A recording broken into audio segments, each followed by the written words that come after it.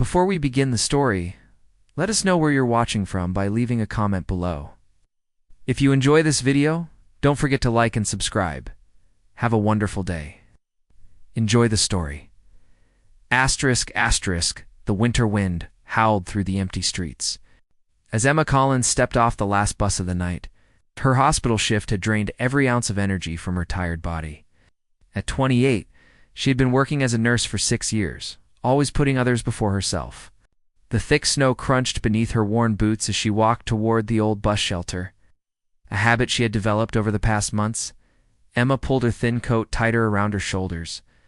The fabric barely protected her from the bitter cold that seemed to cut right through to her bones. Her small apartment was still a 10-minute walk away. But she always stopped at this particular bus stop to catch her breath and mentally prepare for the lonely evening ahead. An unexpected discovery tonight felt different somehow. As Emma approached the shelter, she noticed a dark figure slumped on the wooden bench. At first, she thought it might be another homeless person seeking refuge from the storm. The city had many such souls, especially during the harsh winter months. But as she moved closer, something made her pause. The man wore an expensive-looking coat, though it was now soaked through and covered in snow. His dark hair was matted against his forehead, and his face was pale from the cold. He sat motionless, as if he had been there for hours. Emma hesitated. Her nursing instincts told her to help, but her practical side warned her to be careful. She had heard too many stories about dangerous encounters in the city, yet something about this man seemed different.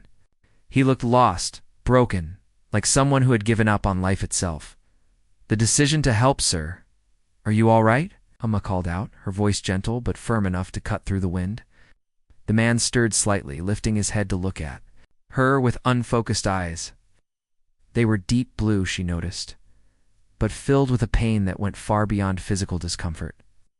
"Please," he whispered, his voice barely audible above the storm. "Just let me stay here. I have nowhere else to go." His words came out in broken fragments, as if speaking required more strength than he possessed. Emma studied his face more carefully.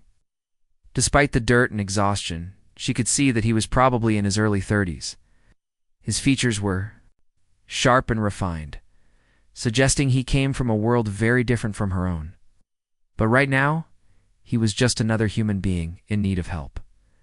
The snow was falling heavier now, and Emma knew that if she left him here, he might not survive the night. She made her decision quickly before doubt could change her mind. "You cannot stay here," she said firmly. "Come with me." An act of kindness, the man looked up at her with surprise, as if he could not believe what he had just heard. Emma did not wait for his response. She brushed the snow off her coat and gestured for him to follow her. "My name is Emma," she said. As they began walking through the snow, "What should I call you, David?" he replied quietly. "David Sterling." He stumbled slightly as they walked, and Emma instinctively reached out to steady him. His arm felt solid under her touch, but she could feel him trembling from the cold. They walked in silence through the deserted streets. Emma glanced back occasionally. To make sure David was still following, he moved slowly, each step seeming to require great effort. She wondered what had brought him to that bus stop. What circumstances had led a man who clearly came from money to end up alone and desperate? In the snow, Emma's humble home. Emma's apartment building was old and modest, nothing like the luxury David was probably accustomed to. She led him up 2 flights of narrow stairs to her small 1-bedroom apartment. The space was tiny but warm and clean, filled with personal touches that made it feel like home. "Sit down," Emma instructed, pointing to her small sofa. "I will make some tea and find you some dry clothes." David sank onto the couch gratefully, his eyes taking in the simple surroundings. Emma noticed him looking at the framed photos on her bookshelf, pictures of her family and friends from nursing school, in her bedroom closet. Emma found an old sweater that had belonged to her father and a pair of sweatpants that might fit David's tall frame. She also grabbed a thick blanket from her bed. "Here," she said, handing him the clothes. "The bathroom is right there. Get out of those wet things before you catch pneumonia." David accepted the clothes with a grateful nod and disappeared into the small bathroom. Sharing. Warmth and stories while David changed. Emma put the kettle on and prepared 2 cups of hot tea. She added honey and lemon, knowing it would help warm him from the inside. When he emerged from the bathroom, she barely recognized him. The expensive businessman was gone, replaced by someone who looked younger and more vulnerable in her father's old sweater. They sat in comfortable silence, sipping their tea and listening to the wind outside. Emma wanted to ask questions, but sensed that David was not ready to share his story. Instead, she focused on making sure he was warm and comfortable. "Thank you," David said finally, his voice stronger now. "I do not know why you helped me, but I am grateful." Everyone deserves kindness, especially when they are at their lowest point. A glimpse of pain as the evening wore on, David began to open up slightly. He spoke in vague terms about losing everything that mattered to him, about betrayal by people he trusted. Emma listened without judgment, offering occasional words of comfort but mostly just being present. "I built something from nothing," David said, staring into his teacup. "I thought I had everything figured out, but it all fell apart so quickly." His voice carried a weight of loss that Emma recognized from her work with patients who had lost hope. "Sometimes we need to lose everything to find out who we really are," Emma said gently. "Maybe this is not the end of your story, but just a new beginning." David looked at her with something like wonder, as if he had not heard words of hope in a very long time. "How can you be so sure?" "Because I have seen people recover from things they thought would destroy them," Emma replied. "The human spirit is stronger than we think." An unspoken understanding as the night grew later. Emma prepared a makeshift bed on her couch for David. She gave him extra blankets and pillows, making sure he would be comfortable. Something had shifted between them. During their conversation, an unspoken understanding that this encounter was more than just a random act of kindness. "I should probably leave in the morning," David said as Emma prepared to go to her bedroom. "I have already imposed on you enough. Stay as long as you need," Emma replied without hesitation. "Everyone deserves a safe place to heal." She paused. At her bedroom door, "Good night, David." "Good night, Emma. And thank you again." The beginning of something new. As Emma lay in her bed listening to the storm outside, she wondered about the man sleeping on her couch. There was something about David that intrigued her, beyond just his obvious pain and need for help. She sensed there were layers to his story that she had not even begun to understand. Meanwhile, David stared at the ceiling of Emma's small living room, feeling something he had not experienced in months: peace. For the first time since his world had collapsed, he felt safe. Emma's simple act of kindness had reminded him that goodness still existed in the world. Neither of them knew that this snowy night would change both of their lives forever. Emma had rescued David from more than just the cold she had given him.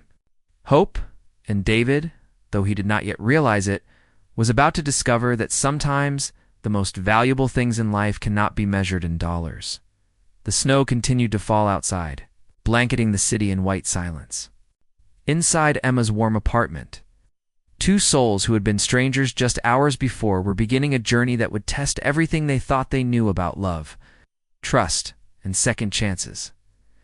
As dawn approached, both Emma and David slept peacefully, unaware that the morning would bring new challenges and revelations that would either bring them closer together or tear them apart forever. Emma woke to the smell of coffee brewing in her kitchen.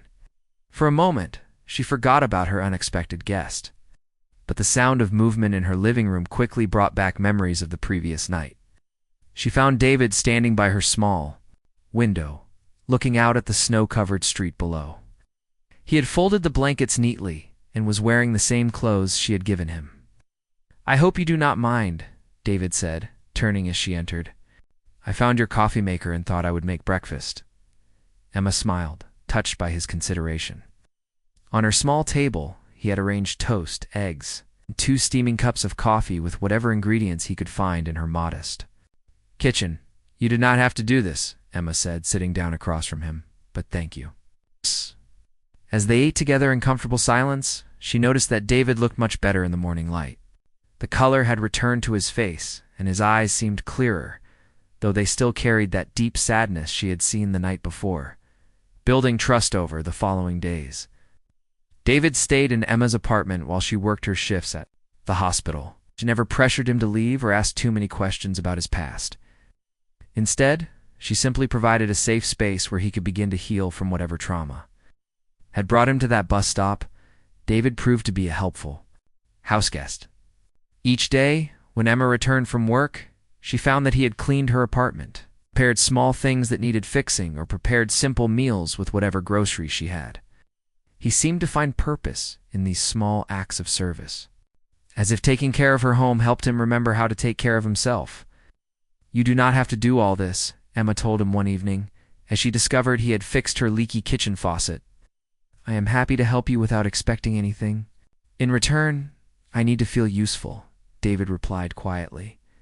"These past few months, I felt like I had no value to anyone. Helping you helps me remember who I used to be." Shared moments as the weeks passed, Emma and David fell into a comfortable routine. She would leave for work each morning, and he would spend his days walking around the neighborhood, thinking or reading books from her small collection. In the evenings, they would cook dinner together and talk about everything except the painful details of their pasts. Emma learned that David had a quick wit and a gentle sense of humor that emerged as he began to trust her more. He discovered that she was incredibly intelligent and compassionate, with dreams of someday opening a small clinic to help people who could not afford proper medical care. "Why nursing?" David asked one evening as they washed dishes together. "You could have done anything with your intelligence." "Because I believe everyone deserves to be cared for," Emma replied simply. "Money and status do not matter when someone is suffering. We are all just human beings trying to make it through each day." Her words struck David deeply. In his previous life, he had been surrounded by people who valued wealth and power above all else. Emma's genuine kindness and selflessness were unlike anything he had ever experienced. Growing feelings, neither Emma nor David acknowledged it openly. But something was growing between them. It started with small moments, their hands brushing as they passed dishes. The way David's eyes lit up when Emma walked through the door after work, or how Emma found herself looking forward to their evening conversations more than anything else in her day. One snowy evening, Emma came home exhausted after a particularly difficult shift. She had lost a patient, an elderly man who reminded her of her grandfather. David took one look at her face and immediately made her tea, then sat beside her on the couch without saying a word. "Sometimes this job breaks my heart," Emma whispered, tears finally falling. "I try so hard to save everyone, but sometimes it is not enough."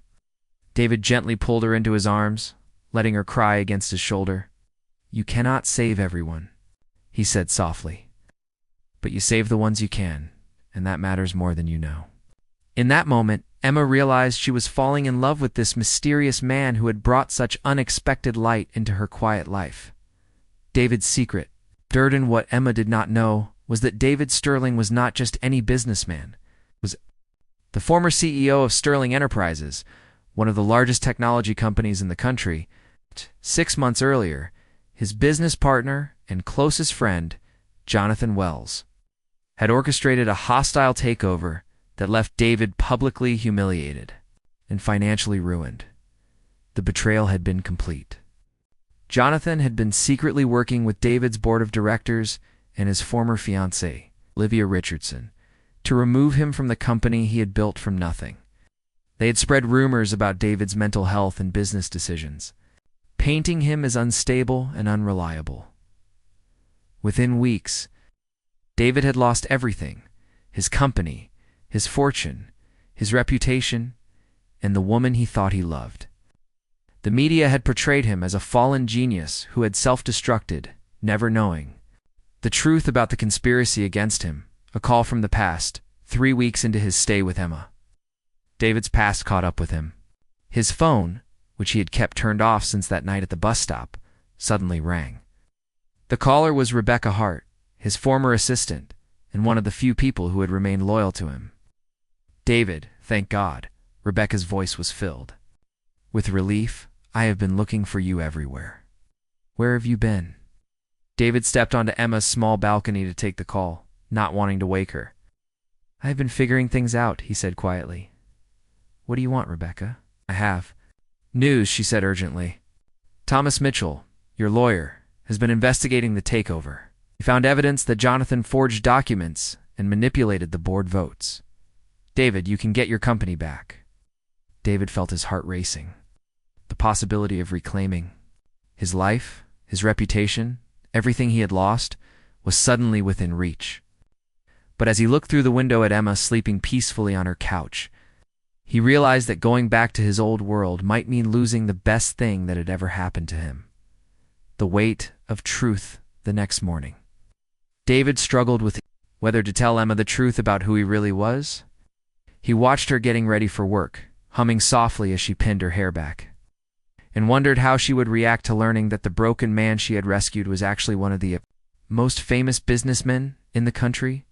Emma, he said suddenly, unable to keep the secret any longer. There are things about me that you do not know. Important things. Emma paused in brushing her teeth and looked at him through the bathroom mirror. David, everyone has a past. You will tell me when you are ready? But what if my past changes everything between us? David asked, his voice filled with uncertainty. Emma turned to face him directly. The man I care about is the one who fixes my faucet and makes me coffee every morning. Whatever you were before does not change who you are now. Was both comforting and terrifying. David realized that he had to make a choice between reclaiming his old life and protecting this new one he was building with Emma. David made his decision that afternoon. He called Rebecca back and arranged to meet with Thomas Mitchell, his lawyer. The evidence against Jonathan Wells was substantial. Forged signatures, manipulated financial reports, and recorded conversations. That proved the conspiracy against David. "I can have you reinstated within a month," Thomas explained during their meeting at a small cafe across town. "The board is already distancing themselves from Jonathan, now that the truth is coming out. Your reputation will be restored, and you will get back control of Sterling Enterprises." David nodded, but his mind kept drifting to Emma, who was at work saving lives while having no idea that her houseguest was about to become front-page news again. "Thomas, I need you to handle this quietly. No media attention until everything is finalized." "David, you cannot hide forever," Thomas warned. "Once this story breaks, every reporter in the city will be looking for you." "Where have you been staying?" "All this time? Someone who does not care about any of this?" David replied. "Someone who saw me at my worst and chose to help anyway." Emma's world shifts that evening. Emma came home to find David pacing nervously in her living room. He had spent hours rehearsing what he would say.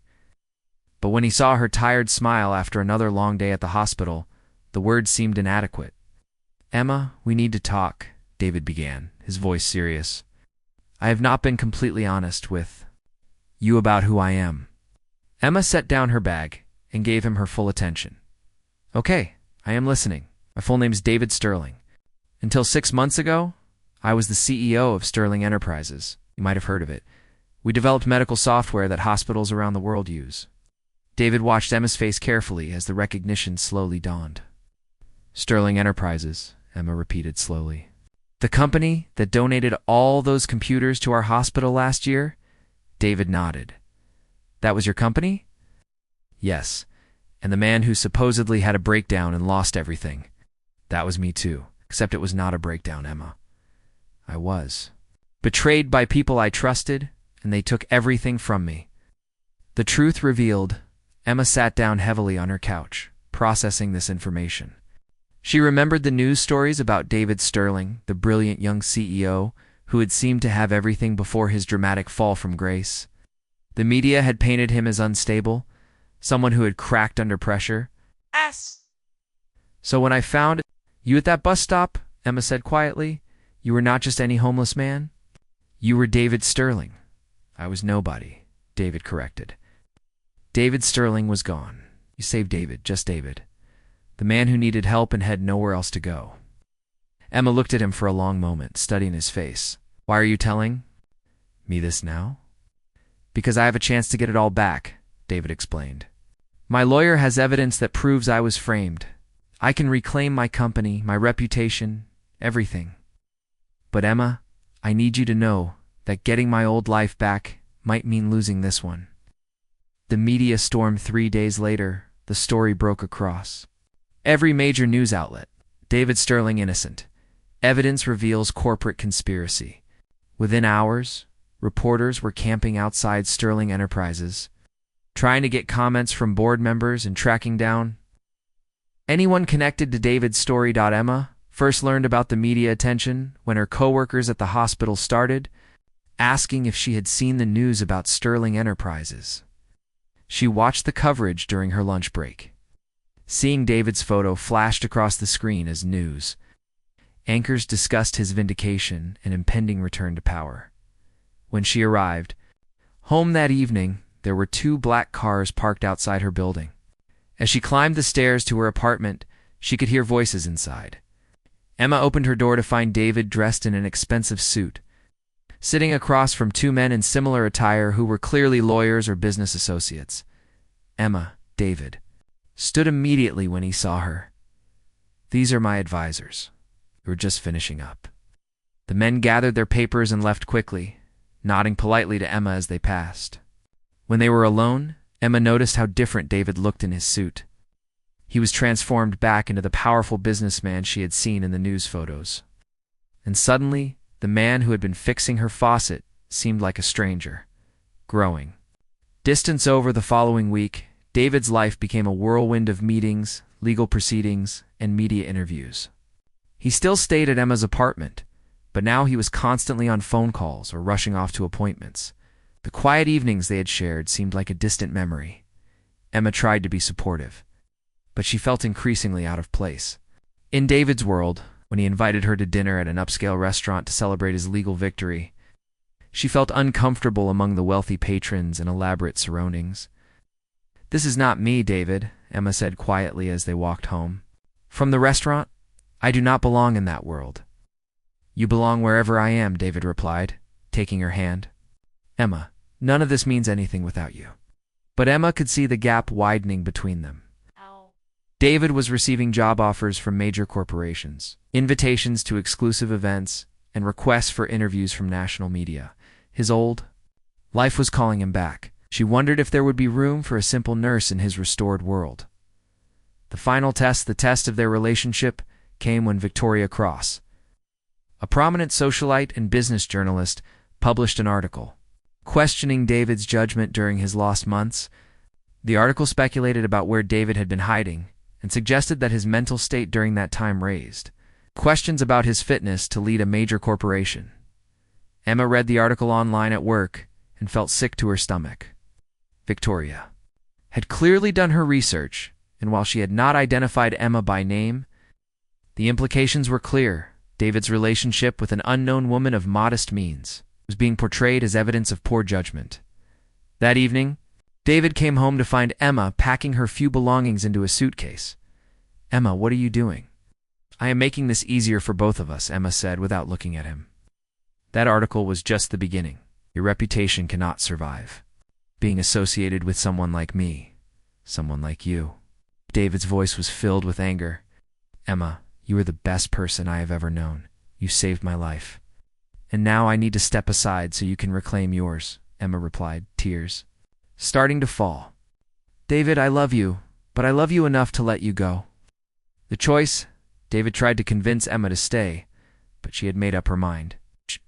She believed that their different worlds were incompatible, and that staying with him would only hurt his chances of rebuilding his career and reputation. "If you leave," David said desperately, "you will be taking the only thing that matters to me." "You will remember why your work matters," Emma replied. "You will help people again, change the world like you did before. That is more important than us." Emma left that night, moving back to her childhood home in a small town 2 hours away. She took a job at the local clinic, telling herself that this was for the best, that David needed to be free to reclaim his destiny. David did reclaim his position at Sterling Enterprises. Under his leadership, the company reached new heights of success. He developed revolutionary medical software that helped hospitals provide better patient care, and his story of redemption made him a celebrated figure in the business world. But success felt hollow without Emma. Every achievement reminded him of her belief in him. Every innovation made him wish he could share it with the woman who had seen his potential when he had lost faith in himself. 6 months after Emma left, David made a decision that surprised everyone who knew him. He announced that he was stepping down as CEO of Sterling Enterprises to focus on a new venture, a foundation that would provide free medical software and equipment to clinics in underserved communities.